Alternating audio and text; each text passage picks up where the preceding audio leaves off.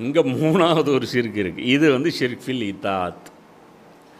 இங்கே இந்த ஷிர்கில் யார் இருக்கா அப்படின்னு பார்த்தீங்கன்னா, இன்றைக்கி ஒட்டுமொத்த முஸ்லீம் சமூகத்தில் அது ஒரு வகையில் பார்க்கும்போது 999ன்னு சொல்லலாம். ஒரு 1000 எடுத்திங்கன்னா 999 சொல்லலாம். அவர் இஸ்ரார் அகமது பார்த்திங்கன்னா அவர் இன்னும் அதிகப்படுத்துகிறார். அவர் 1,99,999ங்கிறார். இந்த ரேஷியோவில் தான் வந்து இந்த ஷிர்க்கை வந்து ஷிர்க் ஃபில் இத்தாத் இருக்குல்ல, இதில் வந்து கான்ஷியஸ்னஸ் இருக்குது, அவேர்னஸ் இவ்வளோ தான் இருக்குது அப்படிங்கிறது.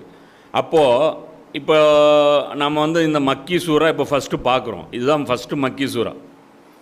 அல்லம்துக்கு அப்புறம் சூரா ஃபாத்தியாவுக்கு அப்புறம் இதுதான் ஃபஸ்ட்டு பார்க்குறோம். இப்போ இனி வந்து இந்த சூறாக்கள் எல்லாம் எதை பற்றி ரொம்ப இருக்கும், நான் சொன்னல 3 சப்ஜெக்ட் இதில் ரொம்ப டாமினண்ட்டாக வரும். ஒன்று தௌஹீது, இன்னொன்று ரிசாலத்து, இன்னொன்று கியாமத். இந்த 3 சப்ஜெக்டுகள் தான் ஆணித்தரமாக இதில் வந்து ரிப்பீட்டட் வந்துகிட்டே இருக்கும். அப்போ இங்கே எந்த ஷிர்க், இந்த 3 ஷிர்க்கில் மக்கா குறைஷிகள்கிட்ட எந்த ஷிர்க்கு இருந்துச்சு அப்படின்னா இந்த 3மே இருந்துச்சு. இதுதான் ஃபேக்ட்டு. அவங்கக்கிட்ட இந்த 1 2 இல்லை, 3மே அவங்ககிட்ட இருந்துச்சு. இப்போ இந்த 3வது ஷிர்க்கு இன்றைக்கி இதில் தான் வந்து மிகப்பெரிய தஜிலில் இன்றைக்கி யார் இருக்கா, முஸ்லீம் உம்மத்து வந்து இருக்குது. இதை ஷிர்க்குன்னு சொன்னால் கூட யாரும் ஒத்துக்கிறது இல்லை. கூட்டி கழித்து அவங்க வந்து பார்த்திங்கன்னா அவங்க எல்லாரும் வந்து ஒரு முட்டு கொடுக்க வந்துடுவாங்க இந்த இடத்துல. என்னன்ட்டு ஒலில் அம்ரி மின்கும், அதாவது அல்லாஹ்வுக்கு கட்டுப்படுங்கள், அல்லாஹ்வுடைய தூதருக்கு கட்டுப்படுங்கள், உங்களுடைய அதிகாரம் உடையவர்களுக்கு கட்டுப்படுங்கள். அந்த அதிகாரம் அவன் ஹலாலாக வாங்கியிருந்தாலும் சரி, ஹராமாக வாங்கியிருந்தாலும் சரி, அதுக்கு நீங்கள் கட்டுப்படுங்கள் அப்படின்னு சொல்லி அந்த ஆர்குமெண்ட்டை வச்சு உங்களை வந்து குழப்பத்தில் ஆழ்த்துவாங்க. இதில் ஒரு விஷயம் புரிஞ்சுக்கணும். ஹலாலாக அதிகாரம் வாங்கினவங்கக்கிட்ட மனப்பூர்வமாகவும் கட்டுப்படுவோம். இப்போ நம்முடைய ஸ்டாண்ட் என்ன அப்படின்னு, நாமளும் கட்டுப்பட்டுட்டு தான் இருக்கோம். புரியுதா?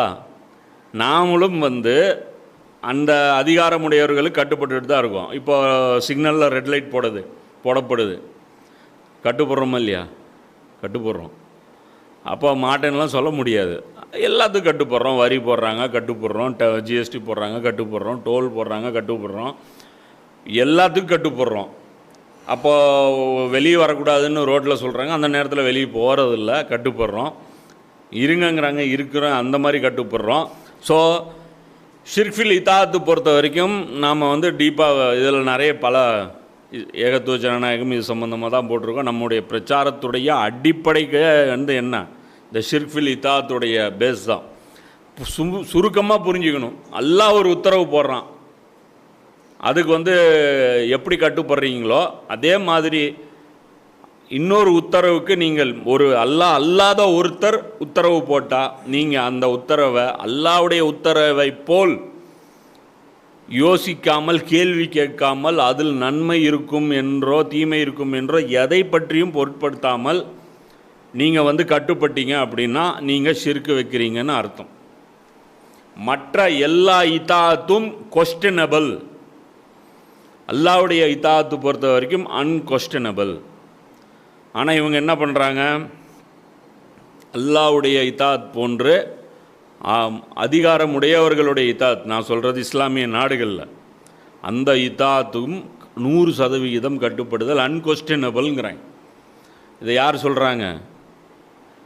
சலஃபு அறிஞர்கள்னு சொல்லி தங்களை சொல்லக்கூடிய போலி சலஃபுகள் அவங்க எல்லாருமே. அந்த போலி சலஃபு உலமாக்கள் இந்த விஷயத்தை வந்து மக்கள் மத்தியில் கொண்டு போய் அது பேசுகிறாங்க. இது டீட்டெயிலாக பயானை பற்றி பேசுவோம் ஒரு தடவை. ஆனால் சுருக்கமாக சொல்லிடுறேன். ஏன்னா அப்பப்போ சொல்லிடணும் சுருக்கமாகவும். இல்லைன்னா என்ன பண்ணுவானுங்கன்னா இதை வச்சுட்டு ஒரு ஃபித்னா பண்ணிட்டு இழுத்துட்டு போயிடுவாங்க. அதனால் நாம் வந்து இந்திய அரசாங்கத்துக்கு கட்டுப்படுறோம். இந்திய அரசாங்கத்துடைய சட்டத்திட்டங்களுக்கு கட்டுப்படுறோம். காவல்துறை போடக்கூடிய கட்டுப்பாடுகளுக்கும் நாங்கள் கட்டுப்படுறோம். என்ன எல்லாத்தையும் கட்டுப்படுறோம். ஆனால் எந்த அடிப்படையில் அப்படின்னா அதாவது நம்முடைய அந்த சப்மிட்டன்ஸ் வந்து அல்லாஹ்வுக்கு இருப்பதை போன்ற அந்த சப்மிட்டன்ஸ் கிடையாது. சொல்கிறத செய்வோம். அதாவது சட்டம் ஒழுங்கையும் அந்த பூமியுடைய ஒழுங்கமைப்பையும் நாங்கள் என்ன பண்ண மாட்டோம், டிஸ்டர்ப் பண்ண மாட்டோம். அது ஒரு சிஸ்டமேட்டிக்கலாக அவங்க நிர்வாகத்தை பண்ணிருக்காங்களா, அந்த நிர்வாகத்துக்கு நம்ம ஒத்துழைப்போம், அவ்வளோதான். ஆனால் அந்த சரணடைதல் இருக்குது பாருங்க, அல்லாவுக்கு சரணடைதல் போன்ற ஒரு சரணடைதல், அந்த சரணடைதல் வந்து முழு மனதாக அப்படிங்கிற அந்த சரணடைதல் வந்து நாம் வந்து அதை செய்ய மாட்டோம். இதுதான் இதோடைய ஸ்டேட்டஸ். இந்த 3 வகையான ஷிர்க்கை வந்து புரிஞ்சுக்கணும்.